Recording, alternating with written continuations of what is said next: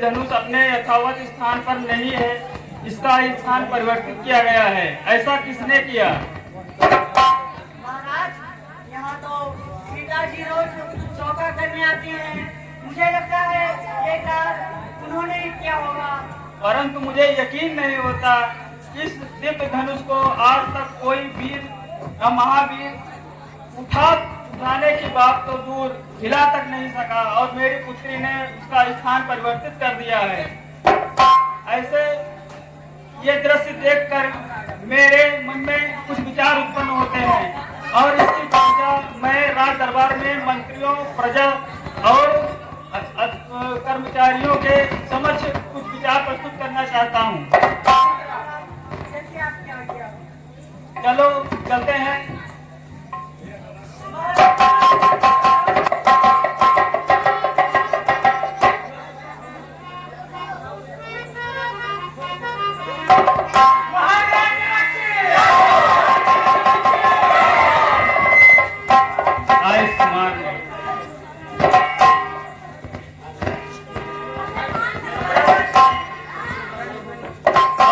राज्य में सब कुशल मंगल तो है। प्रजा, जैसा कि हमने कहा था कि सारे मंत्री, कर्मचारी और प्रजा दरबार में प्रस्तुत हो, सारे लोग हैं यहाँ पर। अच्छा, तो मैंने ये भी कहा था कि मेरे मन में कुछ विचार हैं जो मैं सबके सामने रखना चाहता हूँ। मेरी पुत्री सीता ने शिव धनुष का स्थान चेंज किया है, बदला है, और मैं ये सब देखकर थोड़ा ऐसा प्रस्तुत होता है कि अगर सीता ऐसा कर सकती है तो उसके लिए उसके योग्य वर भी होना चाहिए। और आज यही सोचकर मैं ये प्रतिज्ञा करता हूँ कि इस धनुष को जो प्रतिज्ञा चढ़ाएगा वही सीता से नाता जोड़ेगा। और इस कुछ दिनों के पश्चात सीता का वार्षिक जन्म दिवस है, और उस अवसर पर हम सोचते हैं कि उसका स्वयंवर रचा जाए। और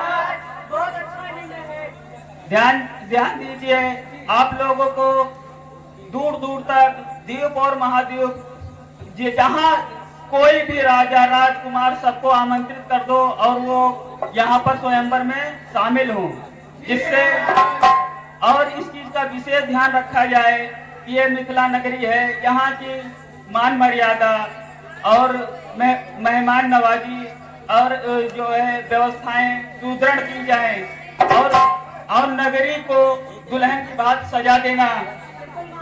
कोई भी अतिथि आता है तो उसके लिए उसके बैठने, खाने पीने का, रहने का सुव्यवस्थित ढंग से व्यवस्था की जाए, ताकि जनकपुर के अपना जो है निकल जाए और देश में दूर दूर तक चले जाएं, और इस बात का जो है हमारी प्रतिज्ञा के बारे में सबको बताएं और स्वयंवर के दिन उनको आमंत्रित करें। आज की समय यहीं पर समाप्त होती है। अब उस दिन ही, जिस दिन स्वयंवर होगा, सारे राजा महाराजा आएंगे, उसी दिन हमारी पुत्री का स्वयंवर, और वो अपना वर्ण करेगी।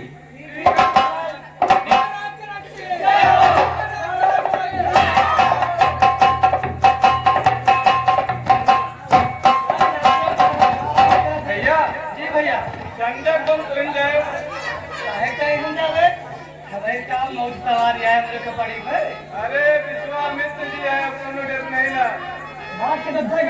तुम्हारे बड़ा रहा है। अरे तू ही कदा का कोनो दिक्कत नहीं ना। और का चलो ठीक है, अच्छा करता मुखिया दादा जी के कम से कम केहू खाए सुकून तो मिले कि हाँ। अब चाय चाहिए खाए के फुलाए हुए, चाय बनाए फुलाए हुआ बोला है बस, बाकी अंदर तो खाली न है। पता रहा उसका नाम का। हम जानो चला तैयारी करो।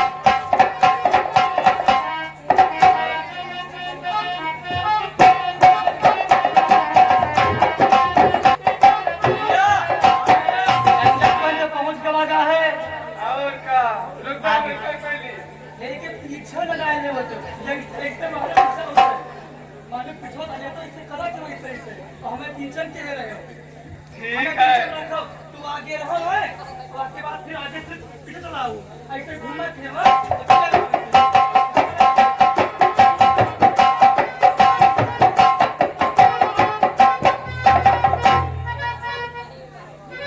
हेलो हाँ बंधुओं, तो घूमते घूमते पत्रिका लेकर विश्वामित्र जी के आश्रम पहुंचते हैं। देखिए क्या बातें होती हैं।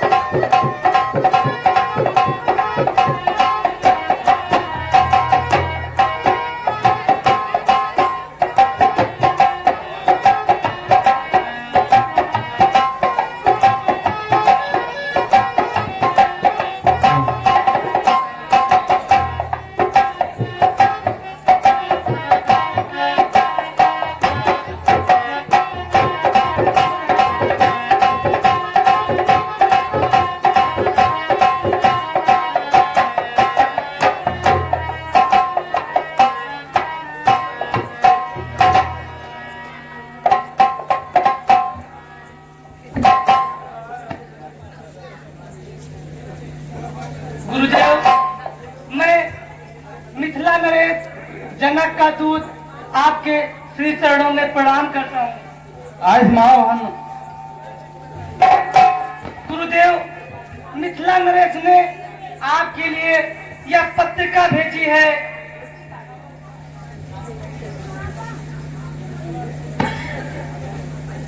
गुरुदेव, आप दूत सादर आमंत्रित है। आप मिथिलेश्वर पधारे और हमारे मिथिलेश की शोभा बढ़ाएं। ठीक है दूत, आप जा सकते हो।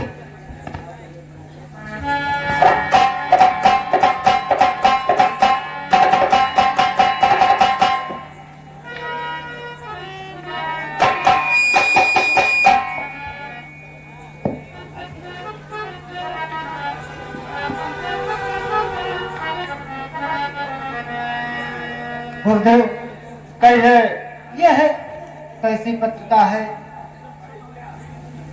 बेटा राम, यह मिथिलापुर के राजा जनक ने अपनी पुत्री सीता का स्वयंवर रखा है और हम सब लोग को वहां आमंत्रित किया है स्वयंवर देखने के लिए। ठीक है गुरुदेव। और आप लोग आ ही गए हैं तो चलो हम स्वयंवर दिखाते हैं कि मिथिलापुर का स्वयंवर कैसा होता है, कितने राजा महाराजा वहां पर उपस्थित होते हैं। ठीक है गुरुदेव। आओ हम आगे को चलते हैं। ठीक है गुरुदेव, आप चलिए।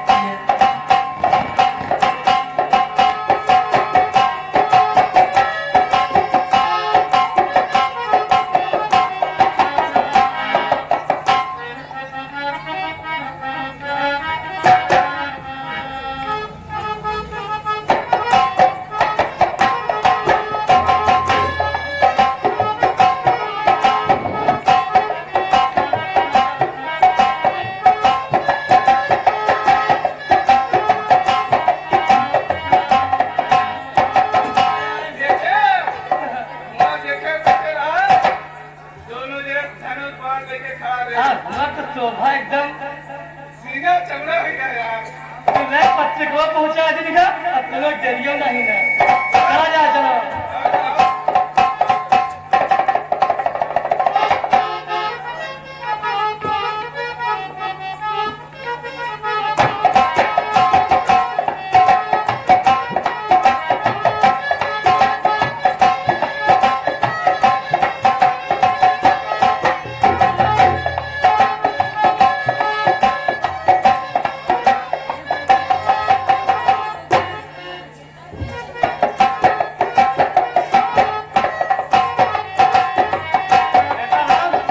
कहिए गुरुदेव।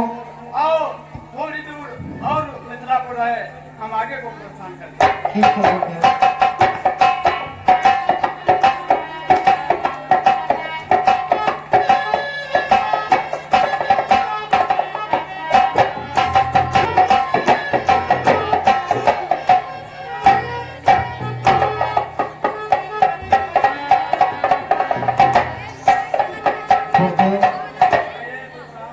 यह कैसा धुआं उठ रहा है और यह जो सामने शिला दिखाई दे रही है, यह कैसी है गुरुदेव? बेटा राम, कहिए गुरुदेव। अब आपने इस शिला के बारे में जानना चाहते हैं। हाँ गुरुदेव।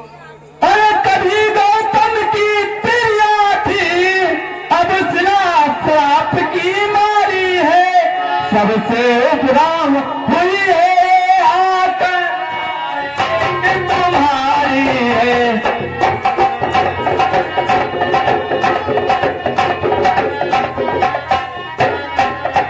इस पानपति पथरी को पदरज का जीवन चेतन दो, या पतता है जीवन भी दो, जीवन बेच के संजीवनी दो।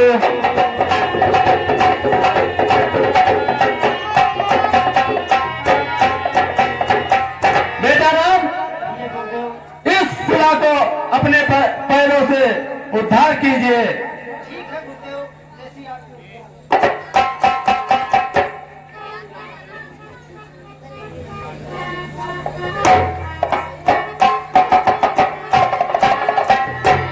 जय श्री राम। आपने मेरा उद्धार किया, मैं आपके दर्शन पाकर धन्य हो गई। अब मुझे अपने लोग जाने का आदेश है।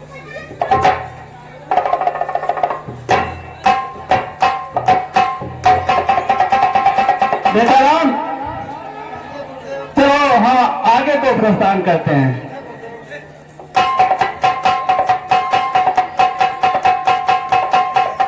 हाँ बंधुओं, ध्यान दीजिएगा। आगे चलकर यह दृश्य हर कोई श्री राम से कहता है कि आपके पैर लगने से पत्थर स्त्री बन जाता है, स्त्री बन गई। यही संवाद आगे चलकर केवल भी राम से कहता है कि आपके पैर पत्थर में लगते हैं तो स्त्री बन जाता है। आगे आपको देखने को मिलेगा।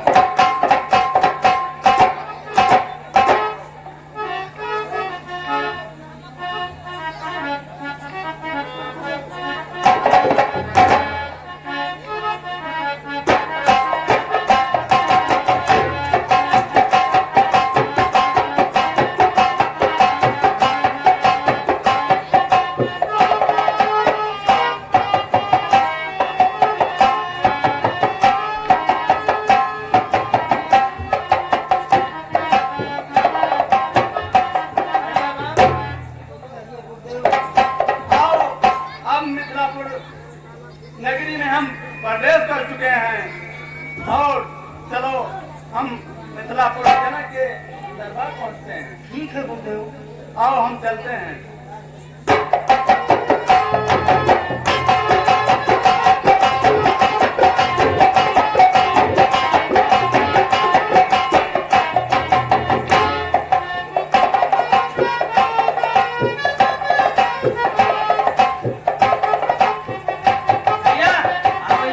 सब जगह निमंत्रण पहुंच गया है। पहुंच रहा है। यही कदम बाकी है बस। राम बसी सबो सुनो सुनो सुनो। अरे सुनो, बोलो। सभी ग्रामवासी आदिवासी को सूचित किया जाता है कि महाराज जनक तो के फिर दरबार में धनुषिया के सीता स्वयंवर का समारोह है। आप लोग आए या न आए, दूर दूर के राज महाराज आ ही रहे हैं, खाने पीने के लिए आ गए।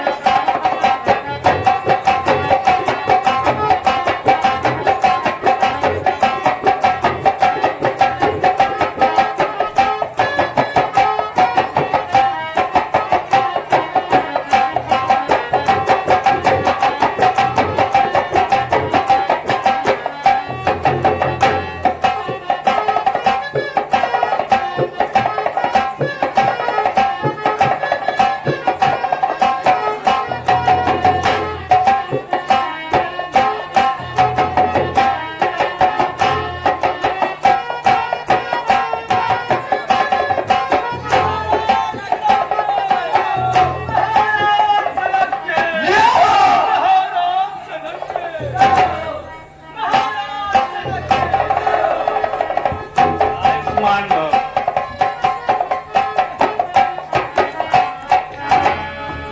मंत्री देवव्रत, जी महाराज। जो काम आपको सौंपा गया था वो हो गया। हाँ हाँ महाराज, हो गया है। सारे द्वीप महाद्वीप में आमंत्रण पहुंच चुका है हाँ हाँ महाराज, हर जगह आमंत्रण पहुंच चुका है। और व्यवस्थाएं सारी पूरी हो चुकी हैं। हाँ हाँ महाराज, सारी व्यवस्था हो चुकी है। तो और राजा महाराजा राजा महाराजा आए हैं और कुछ अभी आ रहे हैं, हाँ महाराज, आते ही होंगे। और वे आए तो उनके बैठने की और उनके जलपान की उचित व्यवस्था की जाए, हाँ हाँ महाराज, उचित व्यवस्था है। ताकि जनकपुरी की छवि। दरबार में कोई है? आप उसकी चिंता मत कीजिए महाराज, वो कार्य हमारा है। ठीक है, हम आपसे यही अपेक्षा करते हैं, क्योंकि आप लोग बहुत बुद्धिमान और ज्ञानी और सुयोग्य मंत्री और कर्मचारी सारे हमारे बहुत सुयोग्य हैं। हमसे यही अपेक्षा करते हैं कि हमारे राज्य दरबार में कोई है? किसी प्रकार की कमी ना हो। हाँ महाराज, दरबार में कोई है? हाँ है। बाहर देवड़ी पर कोई पुकार रहा है, हाँ महाराज, जाकर देखो कौन आया है। ठीक है महाराज।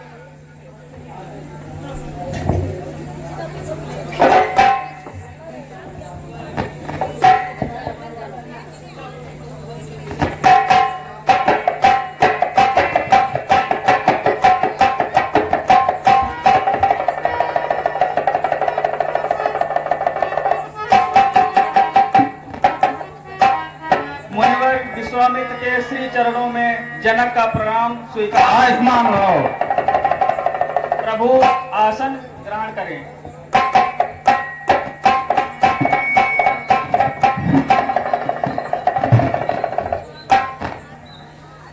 प्रभु, ये दोनों तेजस्वी बालक राजकुमार जैसे हैं, और ये कौन है, कृपया इनका परिचय हमें बताएं।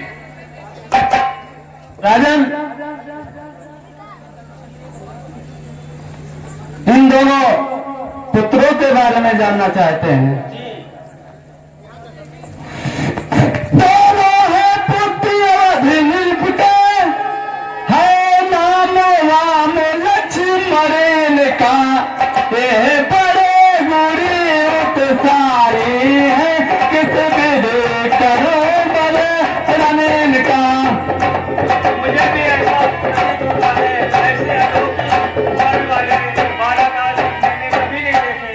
राजन, नील